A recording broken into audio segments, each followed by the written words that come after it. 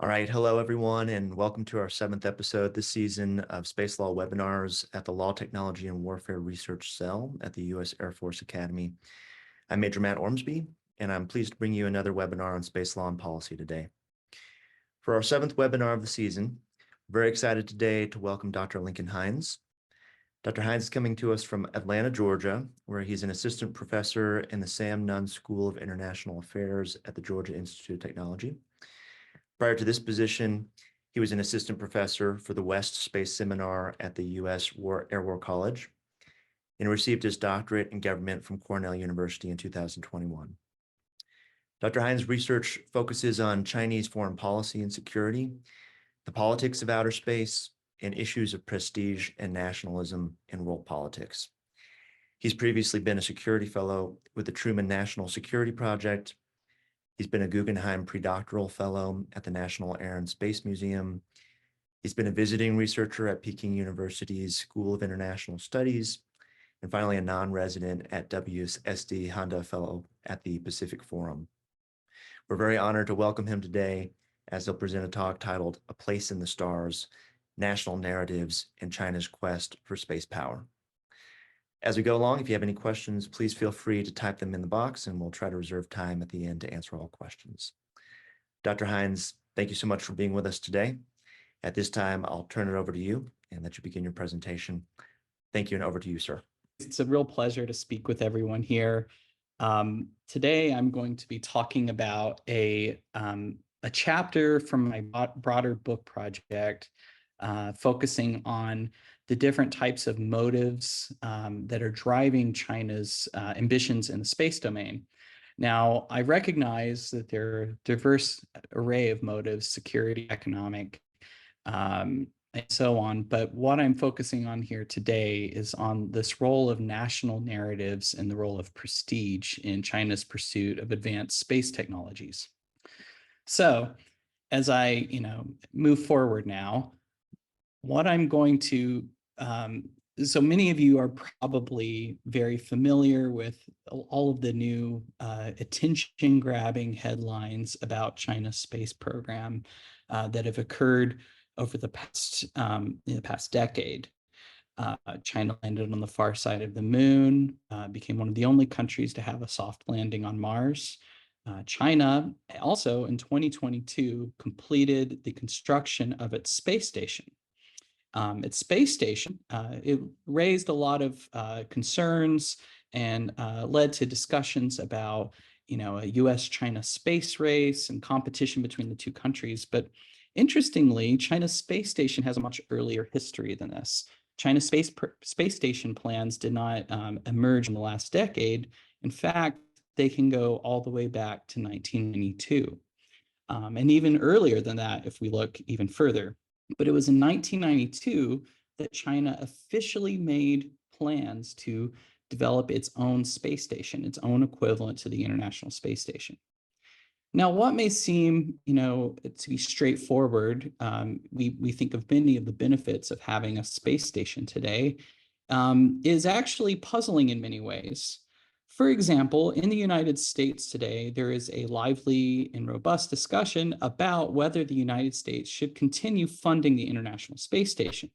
The argument being that its extraordinary cost associated with it and keeping a heavy space station in low Earth orbit outweigh the potential economic, military, or potential diplomatic uses of it. So it's a debate about, do the costs justify the ends? Do the costs justify the potential outputs or outcomes from having a space station? Now, taking this to the Chinese context, it's even more puzzling because space stations, of course, can have potential military applications. They can be used for conducting experiments. There's even a history within the US context going back to Project Dorian or Russia's own manned orbiting laboratory to use them for reconnaissance. There's even an incident going back in the Cold War when Russia fired a supposed space cannon in outer space. But that said, countries have largely moved to alternatives than having humans in outer space because humans are extremely costly. Think about it for a second. Humans, you have to feed them, you have to get them safely back to Earth, you have to get them oxygen, you have to, give them different types of life-sustaining capabilities, and all that amounts to added weight. Versus there are robotic alternatives that can also meet some of these ends. So from a military or economic purpose, certainly you could use a space station, but it is a very inefficient means to do this. So now going back to the case of China, in early 1992, when it's starting to pursue this, China's economy is a third of the size of Italy's. And at this time, it is pretty clear the United States is no longer interested in space stations primarily for military purposes. And so there's an understanding that this is very costly. But China's getting involved in this game anyways, and very few countries have done this. So why is China, a country that is at the time a third of the size of Italy's economy, getting involved in this extremely costly competition that has these unclear economic and military benefits? All right, so this is where so there's a quote that I think underscores some of this logic here. So there's a letter that was sent to Deng Xiaoping from lead engineers of one of the major engineering projects for the country. And they argue whether or not to establish a human spaceflight program is a political decision, not a simple question of science and technology. The development of the country's space industry is confronted with the danger of losing the great power status not easily obtained by the generation of proletarian revolutionaries.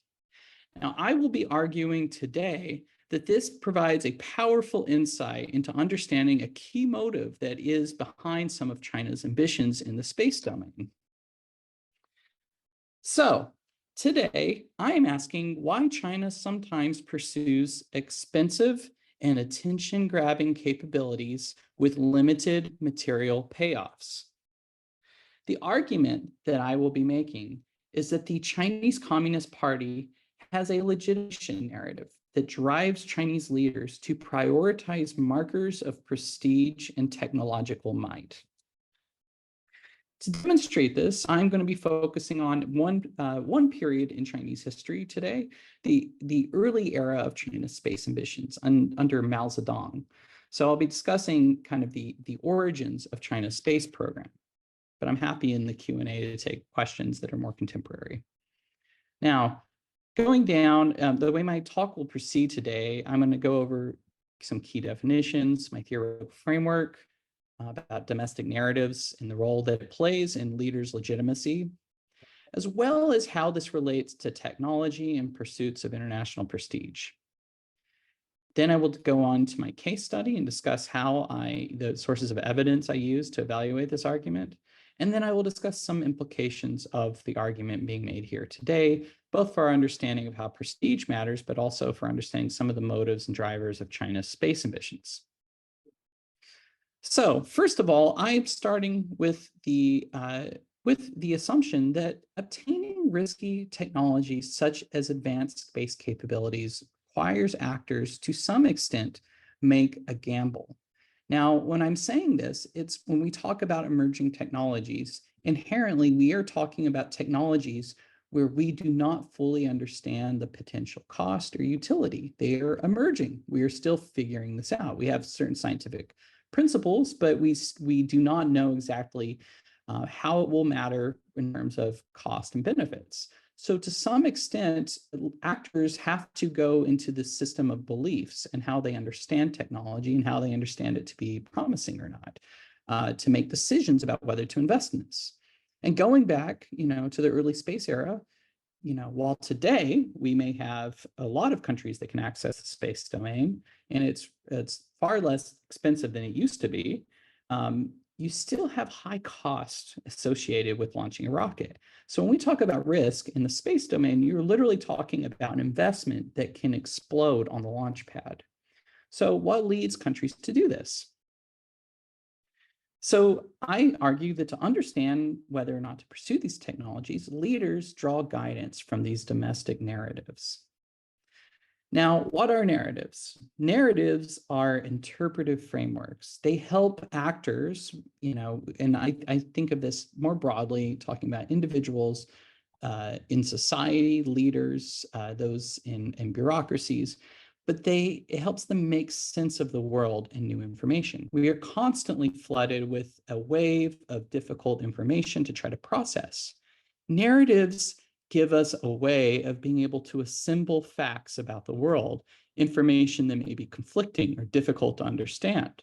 They're interpretive frameworks for understanding the world around us and being able to update how we understand information. Narratives, moreover, provide a criteria for evaluating the legitimacy of political leaders. Because these are national level narratives that are shared, they provide a criteria for what is considered right and appropriate behavior. So leaders that are seen as not conforming to these narratives could potentially pay political cost. At the same time, these narratives, they can constrain actors' choices. And there's a few different mechanisms I argue that this can happen through. So, for example, narratives, a leader themselves may believe the narrative. They may buy into the myth or the story. And so this may lead them to act in a way that conforms with the narrative. But in addition, they may also feel constrained because they understand that other actors, that it's a largely accepted idea about how the world works. So they may have their own individual agency, but they're still having to act within the bounds of these narrative constraints. So I'm focusing specifically on what I describe as prestige-based narratives. And these are narratives that focus on increasing or restoring a nation's prestige, returning it to a past period in which there was the state enjoyed a superior position in the international hierarchy. And the literature on prestige has firm groundings in social identity theory and social psychology. It has been shown that individuals are more likely to identify with groups in which they derive a positive social status and a positive self-esteem because of that status. So because of that, prestige is a political resource for national governments. We often think of prestige as a currency on the world stage, something that regimes do to try to have a greater reputation for power internationally, but it also serves this domestic political purpose of being able to help unify the country around a political party or leader, depending on the context. And so it's a political resource. Now, that said, it can also be a liability if you're seen as decreasing the country's prestige. So leaders have an incentive to show that they have the country is upwardly mobile on their account and it isn't declining. Now, when I'm talking about this, there is also recent scholarship that shows that countries that experience humiliating defeats or losses, it actually can lead to this disintegrative forces that can lead to this perception of a loss of status can lead people to identify less with the nation state. And so this is an important political resource that leaders tap into. And in the context of China, we're talking about an autocratic regime that has few other sources of legitimacy. You don't have elections where leaders can go and say, look at us, we received a majority of the votes, we are popular, so we draw this legitimacy by the fact that you chose us. Instead, you get legitimacy through other means, economic development, or through your nationalist credentials, which are part of this nationalist narrative. Okay, so now how does this relate to different types of technologies? Well, this draws a bit from sociological theories about the idea of conspicuous consumption in international politics. Now, this goes back to Thorstein Veblen, and he's arguing that, and this is back in the late 1800s, that it's this theory of the leisure class he has. And it's the idea that individuals, they spend money on these costly and difficult, these costly and not necessarily efficient uses of money as a way to signal their social standing. So let's take the example of a Rolex watch. A Rolex watch certainly serves the material utility of telling the time, but a Rolex watch also does more than that. Rolex watch also shows that you can afford a Rolex watch. You have the excess resources that you're able to spend on something like that. It's very expensive. It shows I am wealthy. I belong to an exclusive class. Having a Rolls Royce, it is a car. It does provide transportation. But if you'd want to just have a cost-effective ways from getting from point A to point B, there's certainly cheaper alternatives that you can pursue. Yet it signals that you belong to a more exclusive club. And this has been applied in the context of international relations to think about states and these sort of clubs or hierarchies that exist in world politics, and states that want to be members of exclusive groupings of other countries to show that they are part of a great power club.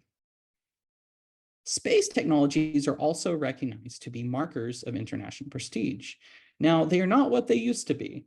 In former periods, at the outset of the space age, just going to space was an accomplishment. Now, today, we can see that, even universities are able to launch capabilities into outer space. So with this, it's not necessarily going to space by itself that brings prestige, but things that are even more difficult, more exclusive, harder to do. Those are what give countries this way to signal that they belong to an exclusive grouping of countries.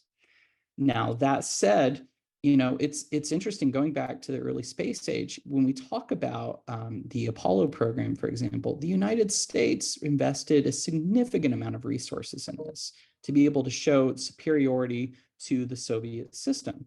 Now, in doing this, the United States spent more than it did on the Manhattan Project to be able to compete for prestige. So states put a lot of money in these concerns about competing for international prestige.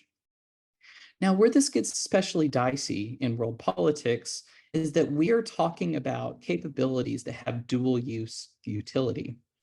Prestige markers also can spark arms races because, for example, in the Rolls-Royce example, a Rolls-Royce is also a car.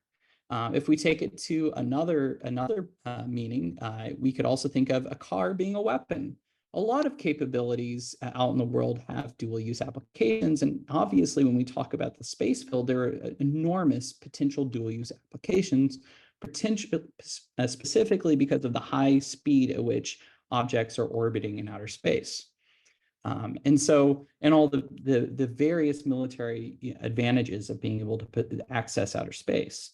And so it can be particularly worrisome when a country starts pursuing status markers. These markers are also symbols of military might. So drawing upon traditional concepts of a security dilemma, this can spark arms races. And they'll talk about later, there's been examples of this happening prior to World War I with Germany's pursuit of dreadnoughts.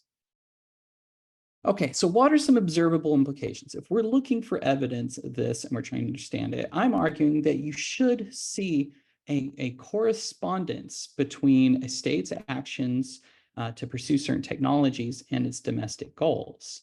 You should see that it is pursuing some type of means to serve a domestic end. That is one implication you might have for why a state might pursue this.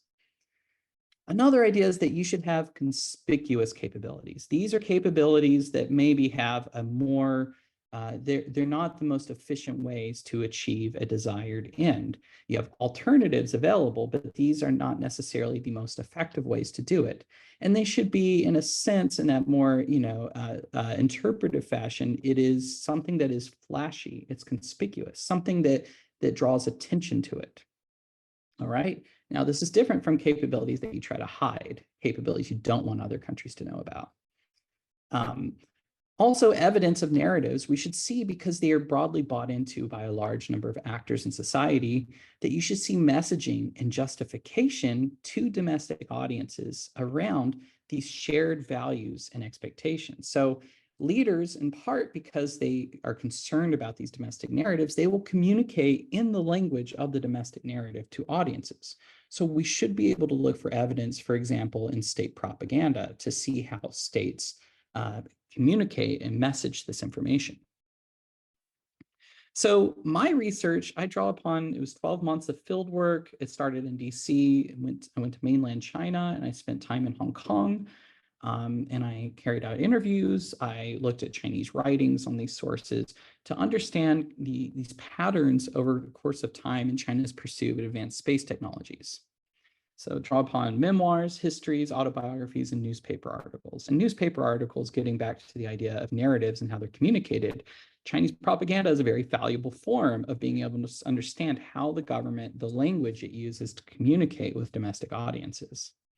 So today I'm going to be looking at a case study of China's very first satellite that it pursued beginning in 1958. So at this time, so there's an image here that I have. It's of the first rocket scientist for China, Chen Shuasan. And I encourage you, and I'm happy to talk more in Q&A.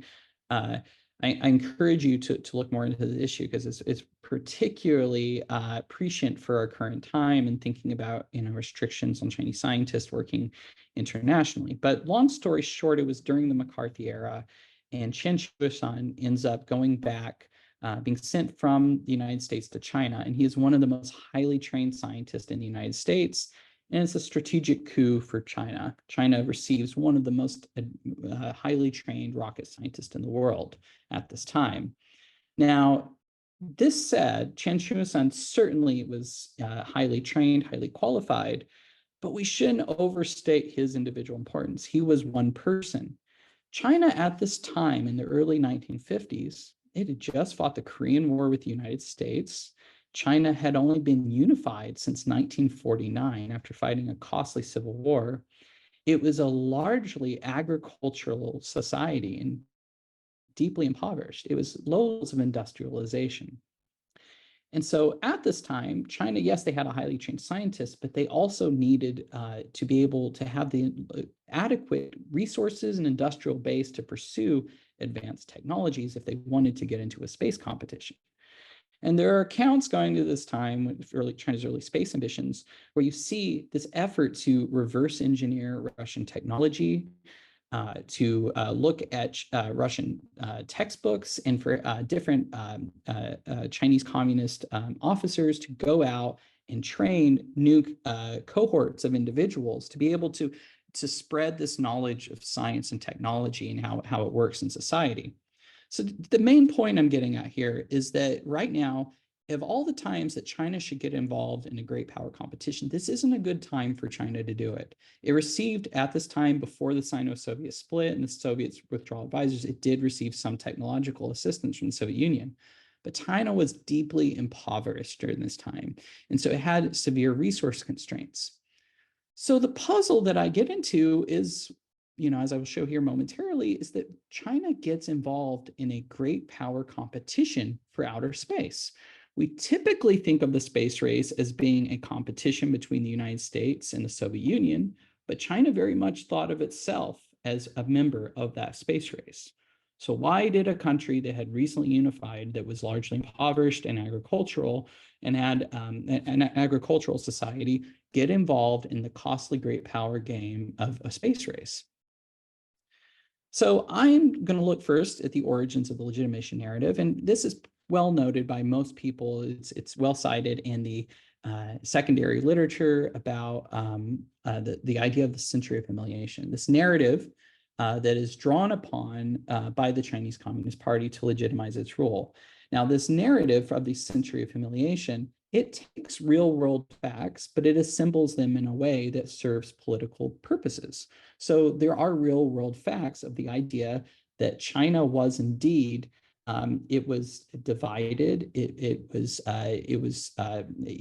had different forms of de facto colonialization that were happening. It was later on, occupied by Japan.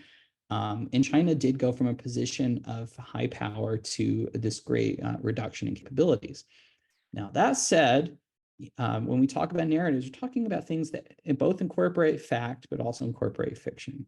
And they are, in some ways, they serve political purposes to justify a different type of regime. And so at this time, you have the Chinese Communist Party who wins power in 1949. And when they do, they have this unique ability to articulate and craft the national narrative. And so they draw upon this concept of the century of humiliation. Mao Zedong says, China has stood up. China is going to be respected in the world. Now, similarly, there are other lessons about science and technology that are incorporated in this narrative. We can see, going back to the self-strengthening movement in the late 1800s, that there was efforts by Chinese reformers to try to adopt Western technology and even Western institutions to try to strengthen China. The founder of the Chinese, or the co-founder of the Chinese Communist Party, Qin Dushou, following the May 4th movement, comes out and he actually has this essay where he talks about Mr. Democracy and Mr. Science. China needs Mr. Democracy and Mr. Science if it wants to be strong and respected again. Now, the democracy part ends up falling out of this narrative, but the science part remains. And the idea is that science is this key to national salvation. And I would even argue that, adopting things like Marxism, Leninism is it's scientific with air quotes. It's kind of a pseudo-scientific way of trying to understand the world following different scientific laws and principles. And so it's this idea that we can, through these different types of science-like laws and propositions and the adoption of technologies, we can make ourselves respected and strong again. So going on, part of this also, this narrative, it's tied to the origins of Mao Zedong, and he takes power in Yan'an using these different types of revolutionary methods, and his belief that you can overcome seemingly insurmountable circumstances through sheer willpower and revolutionary zeal, right? And so when Mao Zedong ends up taking power, along this kind of the origins of or right before the revolution in China, when this happens, this gets tied into the narrative about Mao's rise to power and the other officials that are tied with him. And this goes to the idea of the Long March. And the Long March, again, is based on a series of retreats, but it has this epic, heroic type of status in Chinese national myth-making. And it's pretty much this time when China suffered these disastrous defeats at the hand of the Kuomintang, but miraculously was able to overcome insurmountable circumstances and lead China to its revolutionary status. So you can see Yan'an Wei and this idea of the Long March are central to the origin myths of the Chinese Communist Party. So, first of all, I'll look at a quote, just an illustrative quote.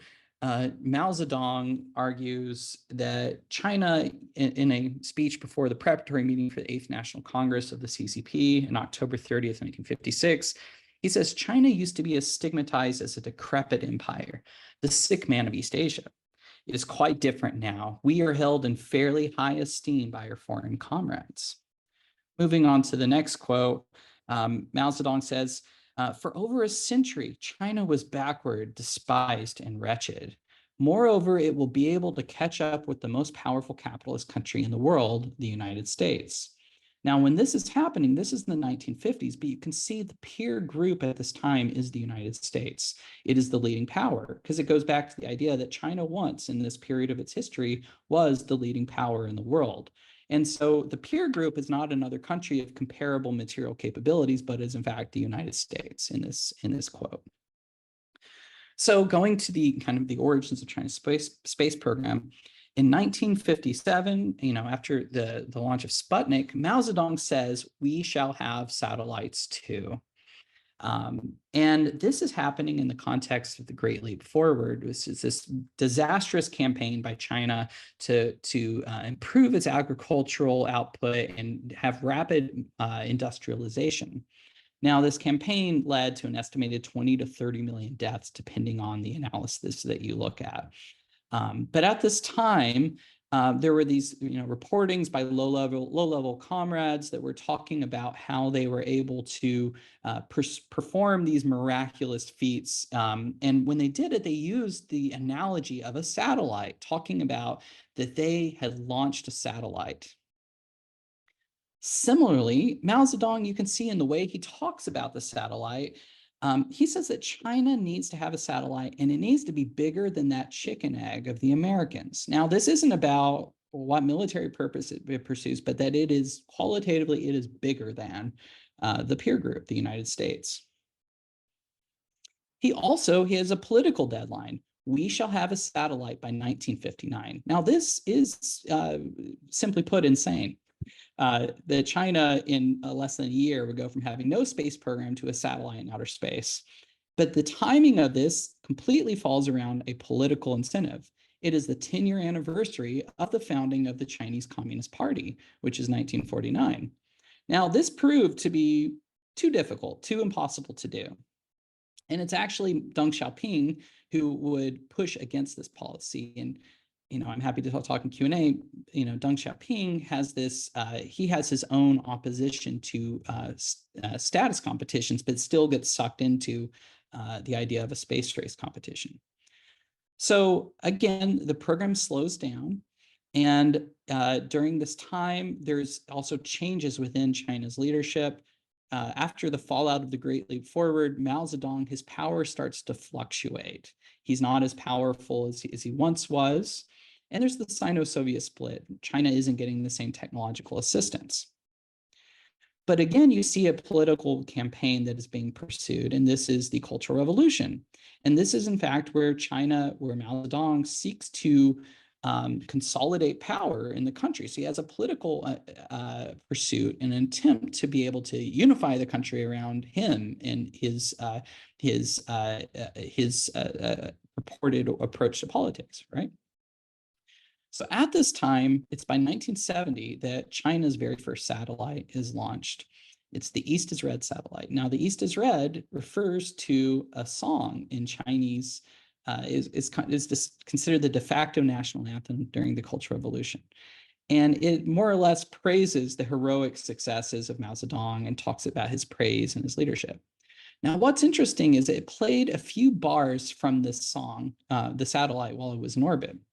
Now, the interesting thing is that there was a campaign for Chinese scientists, and the campaign was that the motto that was guiding this was that the satellite needed to be seen and it needed to be heard. The world needed to know about the satellite. It needed to be understood.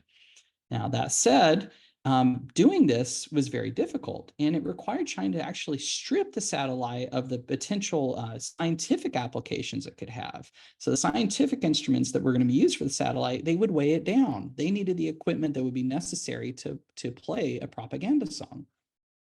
So you can see this prioritization about the signaling or the domestic message over the actual material utility at the time.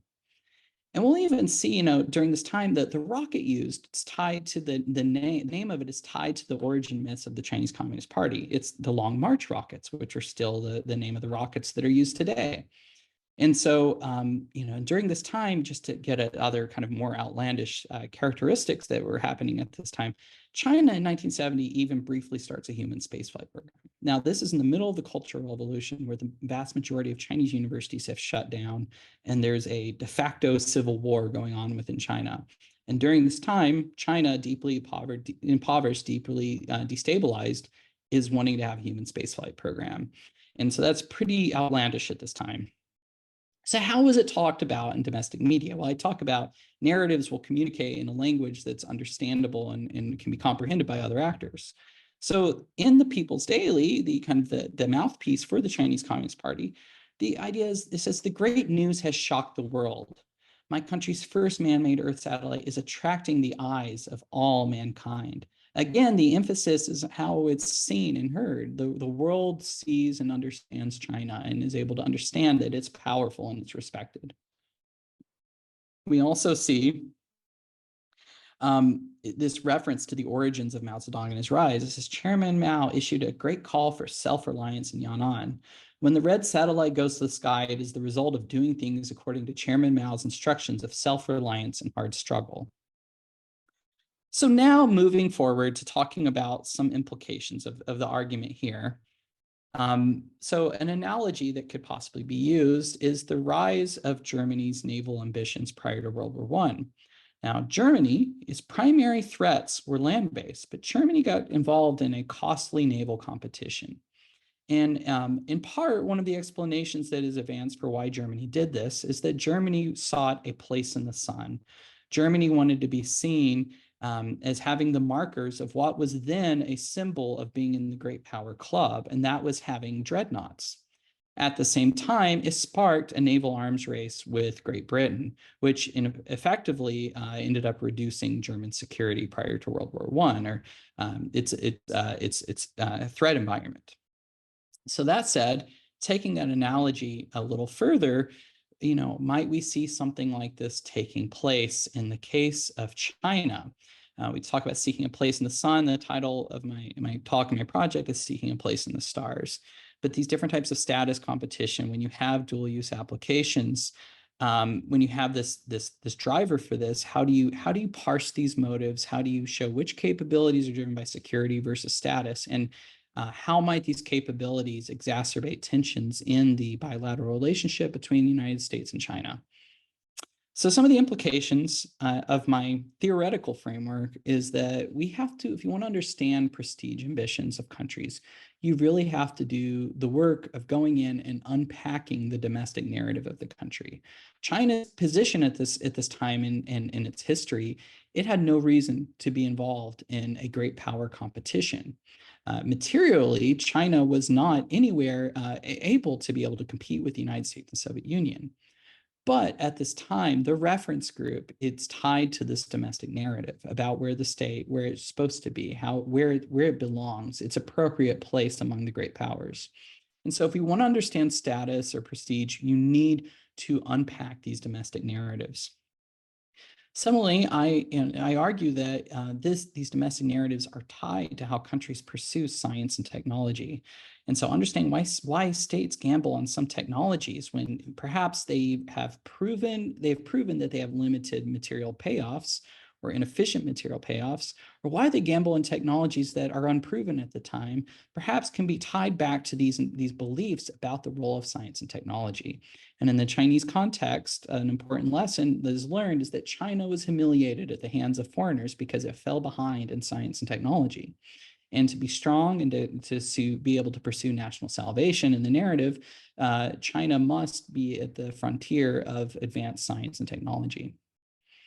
Now, another implication for policy debates is about, will China rein in its space ambitions with an economic slowdown? China's economy is already beginning to slow down. And part of these are macroeconomic structural challenges that any economy goes through when it goes through this easy process of export-driven growth to trying to get into that harder, more consumption-based and type of growth to move out of the so-called middle income trap. States can only grow at a certain rate for so long.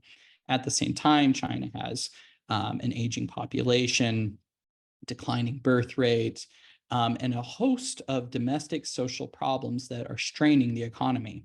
And most recently, we've had the slowdown from the result of China's zero COVID policies.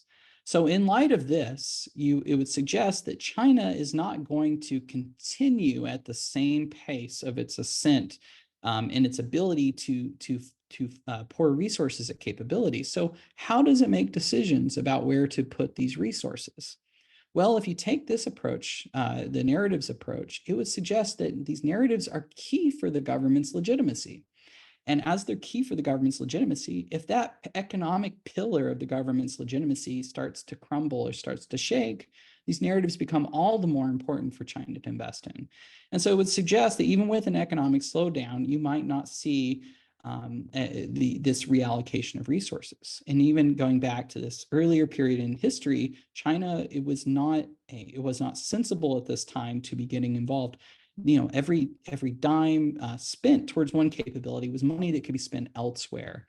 So when you do this, you necessarily are diverting resources. So what types of capabilities do you invest in? Perhaps China, as it has to search for new sources of legitimacy, will be ever tempted to seek a place in the limelight. And in that case, perhaps we won't see an economic slowdown corresponding with China reducing its ambitions in the space domain. And again, how should the United States respond to China's space buildup? This sheds some light on one of the diverse motives behind China's space capabilities, but I'm not arguing by any means that it is the only motive.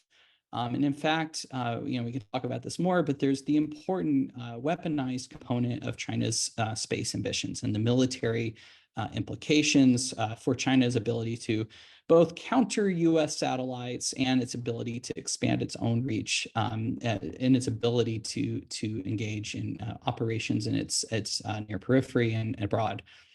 So that said, prestige gives an insight, though, if we think a little more carefully, instead of lumping everything into like a more simple story of simply security or simply economic might, we can start thinking more carefully about the different motives, what's driving them, what they might signal. And in doing that, perhaps instead of responding dime for dime, dollar for dollar, the United States can think more carefully about where its national interests actually lie and which capabilities it should be investing in versus others in terms of pursuing its national interest. All right, so in conclusion, domestic narratives shape how leaders approach emerging technologies, and Chinese prestige-based legitimation narratives lead China to invest in costly space capabilities that symbolize great power, prestige, and technological might. So thank you very much. And also thank you, Matt, for sharing my slides and keeping up with me on the spot. That was, I really appreciate that. Thanks. Absolutely. I'm glad we could get that to work, sir. And thank you again for your slides. They added a lot to the presentation as well. So I'll turn to the Q&A box at this time in our remaining time and present some of those questions to you if you're game, sir, and we'll answer all those.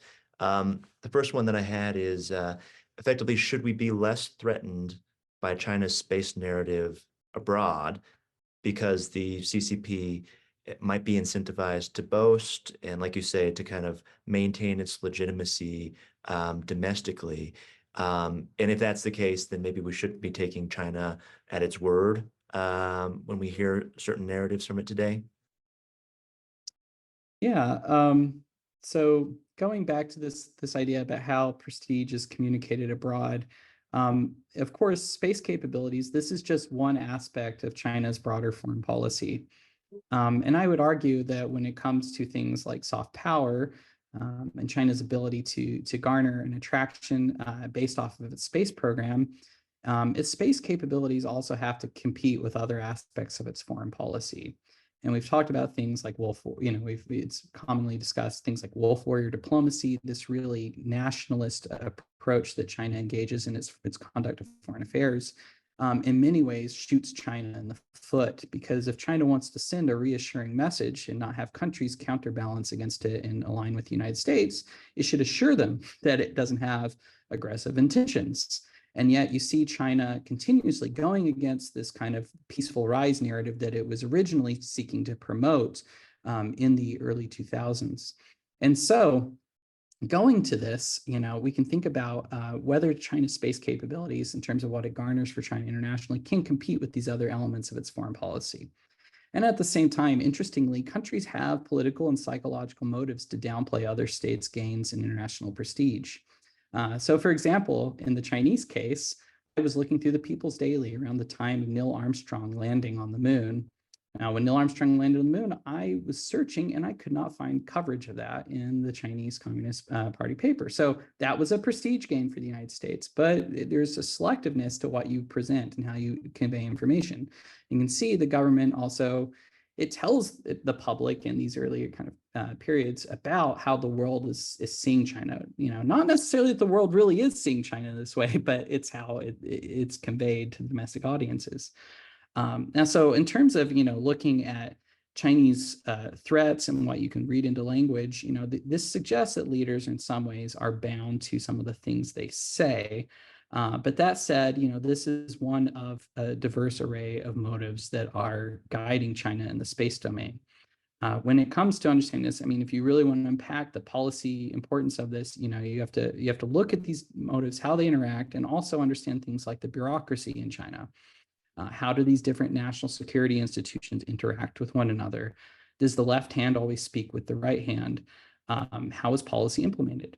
Do space technologies, are they insulated from the types of fragmented bureaucratic politics that we see in other elements of Chinese foreign policy making? Are they insulated from that, or do they also suffer from this? And what does that mean for China's signaling ability internationally when it pursues? That said, what should the United States be concerned about? Well, should the United States compete for eyes and ears? Is that something the United States should pursue, or should the United States focus more on more practical uses of satellites and the types of threats that China's advanced space technologies pose to that? So, for example, we've seen with the war in Ukraine, the role it's described as the first commercial space war, but the role of these mega constellations in providing it's more resilient architectures. And because of that, in some ways, it leads to this, improves this idea of deterrence by denial. Interestingly, going on another note here, there has been some reporting there was a Chinese defense analyst. This is one writing, and you can't read too much into this, but he was talking about lessons from Ukraine and from Starlink, and he was saying how China needs to invest in capabilities to take out the entire network, and which isn't entirely surprising that you would want to seek out capabilities to negate this important advantage, but there's already thinking about how to do this, and how can you hack into these capabilities? What do you do to take out a multiple target? So in terms of believing, I think it's important to within country, there's slippage between words and deed. But that said, China has pretty clear motives driving it in the space domain. So, anyways, I can take this question. Thank you, sir. Another attendee has asked, he says you had described largely a bipolar framework in your presentation, but what role would other states and other space powers have from both the Chinese and the US perspective? What role do other? Okay, that's a great question, and that's spot on. And I'm definitely have my own biases, and I'm coming in from a U.S. perspective and thinking about that. But obviously, the picture gets a lot more complicated when you think about national narratives in other countries, in lots of different places, and when you start putting in the complication of having different types of political systems. In democracies, you have more contestation of what that narrative actually is and what the right story is. In autocracies, for example, that have an ability to control the information environment, perhaps you have these more enduring narratives that are less able to change according to domestic politics. Now, that said, getting this, so it gets even more complicated when we think about these other actors. But how do other countries view China as competition? I would say India certainly views China as a competitor. And India is also a country that it's been argued that there's this important prestige motive. Now, how does that work in a democracy? Democracies have other types of roles and functions that while sometimes can be difficult for the policymaking process, can also lead to perhaps better choices. Of course, prestige is costly, and it's not like the U.S. is without ever wasting money on its own pursuits in any type of endeavors in peace and security. But getting to the idea that the U.S. has types of democratic accountability, you have congressional oversight, you have discussions about what NASA's budget is. Do you have that same type of thing in China? How does that operate in India? I'm not going to speak to how many the domestic politics of this vast array of different countries, but we can see that the picture immediately gets a lot more complicated when we expand past this bipolar framework. That said, the United States is the preeminent space power, so naturally, that is the focus. That is one of the main focuses of this. But it's an important question to ask about what this starts meaning internationally. And I would similarly, add that from the Chinese perspective, China is seeking to garner influence internationally and to build its own coalition of parties, but at the same time, it does not have the same type of coalition that the United States has on its side. And so, with that said, if you're coming from the Chinese perspective, anything that makes the United States have a more resilient or proliferated architecture is going to make it a lot harder for you to negate those advantages in the event of a conflict. So, alliance cohesion, I would imagine, would be something to be unwelcome, and China would be unhappy about.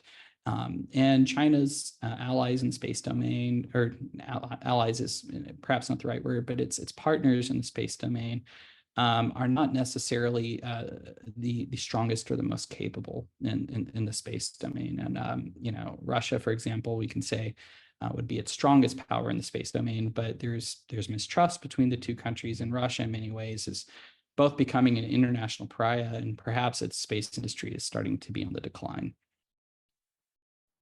Thank you, sir. One of the attendees asked if you would go so far as to say that the US and China are in a new space race today. Yeah, I would say currently I wouldn't characterize it as being in a space race. But that said, the possibility is very much open. Now, when we say space race, what do we mean by that? Are they competing in space? They are obviously competing in outer space, and they care about what the other signals, what it means diplomatically, what it means for security interest. But we also have to ask, when did the race begin and where is it going?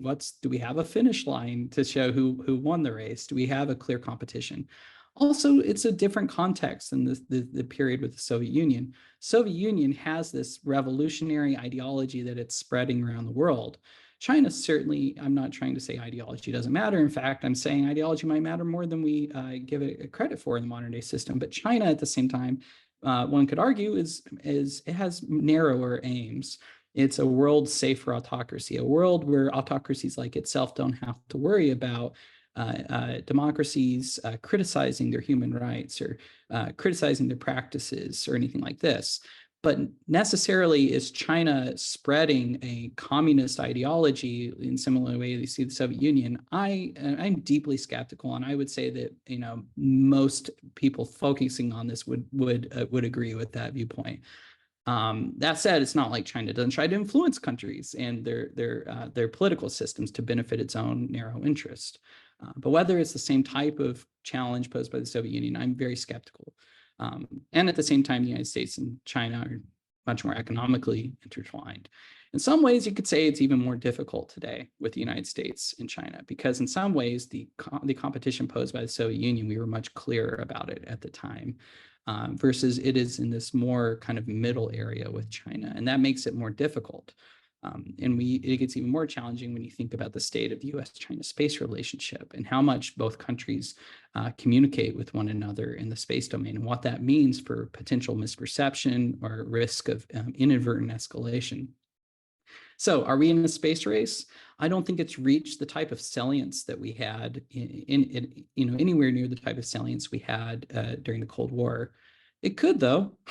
I think it could be politicized. It could be something that becomes central to international competition about the United States identity and China's identity. And in some ways, if we take the race metaphor, we could think of the idea of China having a benchmark. And going back to the 1950s, as I showed, the US is the benchmark in the 1950s. So if we do characterize it a race, perhaps we can say China is the tortoise, and the United States is the hare. And we can see whether the hare will rest or continue moving forward. But I think the key question for the national security community, though, is about weighing what is in our interest, and even interrogating our own national narratives, and what is being motivated by pride and identity versus what is strict national security interest. Because we do not have infinite resources. Every country has to decide how to allocate resources. And so how do we spend that efficiently? How do we not succumb to the pressures of a nationalist narrative? Fortunately, in a democracy, we have more contestation and criticism of that narrative. Thank you, sir. Seeing the time, we'll call this potentially the last question. Someone said, thank you, sir, for your very interesting presentation. How can we take what you've researched about the power of narratives and use that to better understand the true motivations of China in outer space? Oh, that's a great question. The $1 million question that I seek to articulate. So this will be a good chance to attempt to do that. I would say, I would encourage an eclectic approach to understanding any of these issues and not being too bound by one particular theoretical framework. But what I do think it provides a window on is starting to think about some of the differences between prestige versus non-prestige. When I said the idea of conspicuous capabilities, conspicuous, the idea is you show people, you want people to see it. inconspicuous capabilities, my Rolex watch doesn't give me prestige if I hide it. So this might give us an idea for starting to think about some of these areas where we can think about security versus prestige. And of course, they're intertwined. And I would say that, I'm not going to argue that there are no military motives behind China's pursuit, or even its human spaceflight program. But that said, China, there's a path dependency to it. It has the capabilities it developed, and those capabilities shape its menu of options today. I think that what it tells, for US policymakers, if we take this more eclectic approach, we should still focus on these immediate security concerns about the United States' ability to rely on space services. We should also look at China's increasing ability to expand its own reach in the space domain. But we should think critically about what China is actually gaining in a prestige competition, and whether that is where the best bang for our buck is. And perhaps we'll come to the conclusion that it is, but we should be critical about that and not simply follow our own narratives, our own beliefs, at least follow evidence. Thank you so much, sir. Seeing no other questions, and that we're just about at the top of the hour, I think we can wrap up for the day. Dr. Hines, want to sincerely thank you for your time, for being generous with that, for sharing your research with us, which was fascinating, and obviously took you many years to develop. And so thank you for packaging that and delivering today. I also want to thank everyone that's in attendance today. We have many more exciting speakers lined up for this academic year before we wrap up in May. So please keep tuning in to our Space Law webinar. And just want to say thank you again, Dr. Hines, and I hope everyone has a great day. Thank you very much. Thank you. This was a great opportunity, and really appreciated the chance to get to speak with everyone and the great discussions. Thanks. Likewise. Thank you, sir. Out here.